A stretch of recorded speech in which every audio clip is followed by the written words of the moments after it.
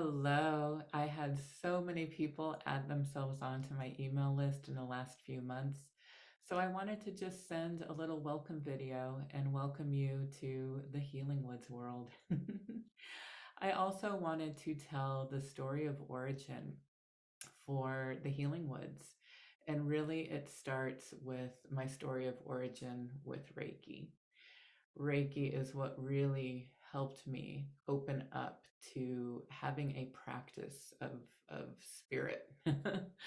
I, as a teenager, definitely did tarot readings and I was into crystals and candle work and all the spiritual things, but I was also very depressed, very not happy in life, and actually wanting to leave this life as soon as possible. And in the 90s, like 1998, August 23rd, I went to sleep and I lit a candle, and it was a road opening candle. Some of you know what a road opener is. For those of you that don't, it's a candle that you light with the intention to open the roads to the life you want and burn away anything that is getting in the way. Be careful what you burn. I fell asleep while that candle was burning, and my whole room was in flames. My cat woke me up. She scratched me on the face, and the minute my eyes popped open, I saw a wall of flames all around me. And so I had to jump out of bed and literally run through a wall of flames. That's where I received third-degree burns over 30% of my body. At that point, I couldn't feel it though. I was in so much shock. I was running around looking for animals. I was living with a bunch of people at the time in a party house. And luckily, nobody got hurt but me. No animals, no people. There were 7 people living in the house at that point. And I don't even remember how many animals. I think at least 5 or 6, a cat or 5 cats and 1 dog, I believe. But everybody was fine but me. This was definitely my lesson. I ended up in a burn ward and I was there for about a month. And so the first time they put me under to have skin grafting done, they did a skin grafting where they took skin from a cadaver and they put the cadaver's skin on my burns to see if, the cadaver skin would take. And whatever they put me under with, my body reacted to it and my heart stopped. So that's when I had my near-death experience, was on the operating table. And, I remember making a choice to come back. And part of me was like, what are you doing? There is so much pain back down there for you. And there was part of me that knew there is so much more I need to do in this life, and I can't leave at this point. I was 23 at the time. And so I remember coming back into my body, hitting my body, and really, that's when they woke me up and resuscitated my heart. And I remember literally feeling like death warmed over. Like, I know what that feels like, and it did not feel good. It took at least 2 days for me to really be able to be up and, eat and just stay awake for more than a few minutes. And I was also very excited. I wanted to write a book. I wanted to start a band. I wanted to get back out into life and get a job. Like, I was just so excited to be in this world again.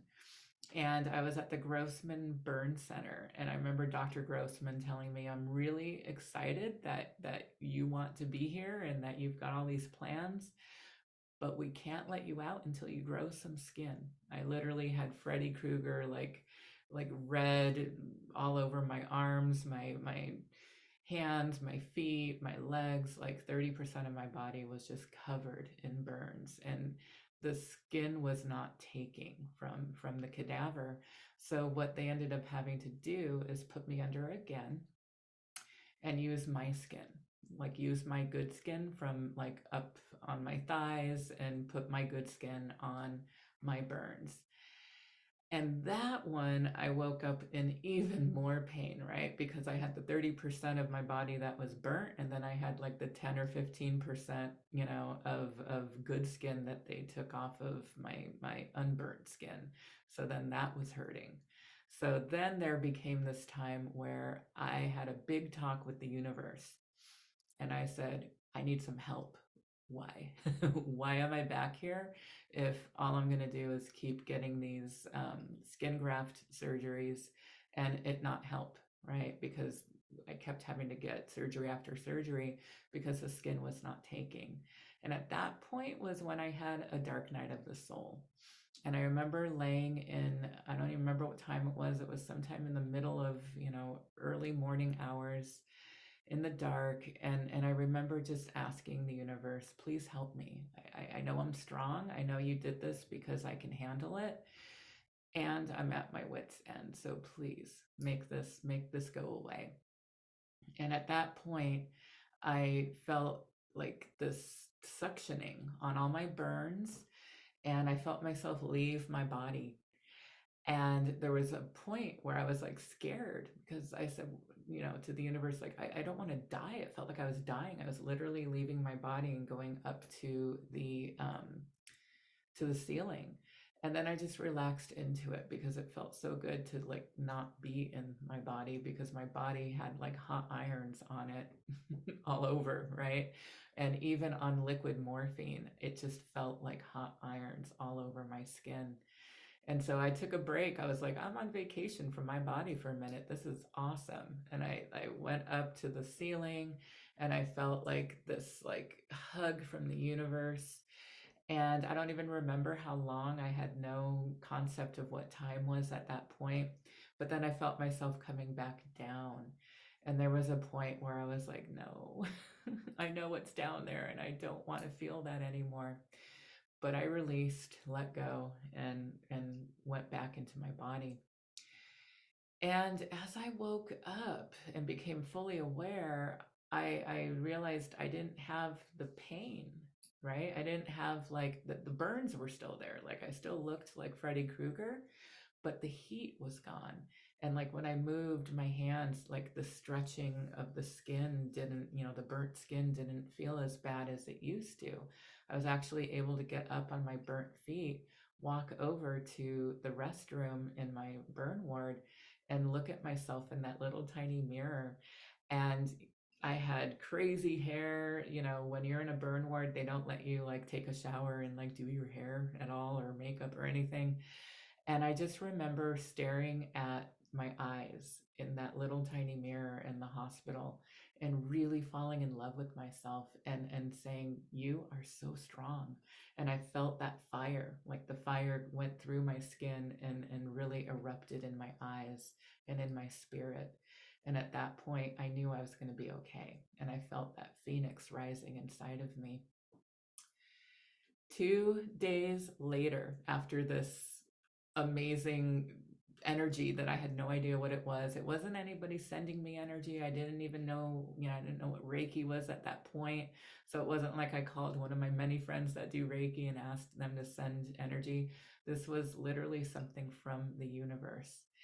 2 days later, Dr. Grossman takes a look at my burns and the donor sites and all the stuff I had going on with my skin at that time.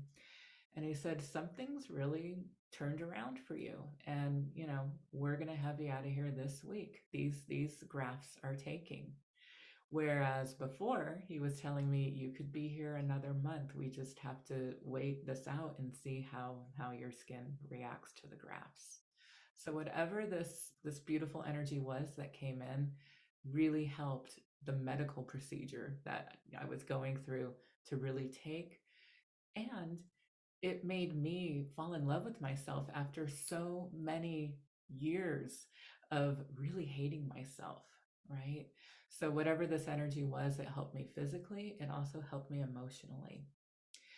So, once I was out and I was able to get a job and I was healed and I could, be a productive citizen in life again, I went on a journey to find out what that was. What was that energy?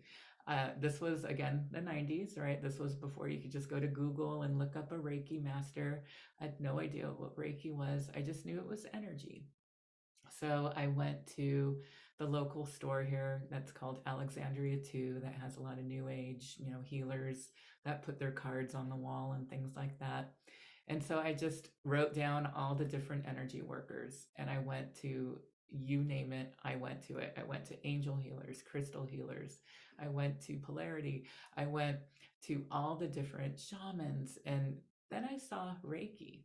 And I had no idea what that word was, but I was called to go because it was energy.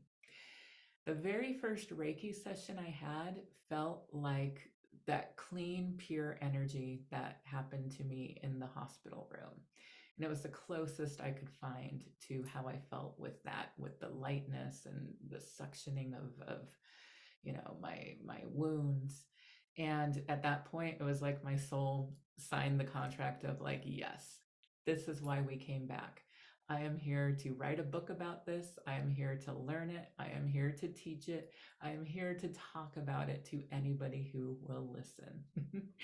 And that has happened, right? Like in the last 25 years, I have written a book, Baptism by Flame, all about my journey with the fire, with Reiki, and the spiritual journey afterwards.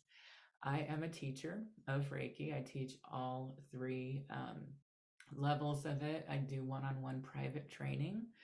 And I have also spoken to audiences of, almost 2,000 people about Reiki.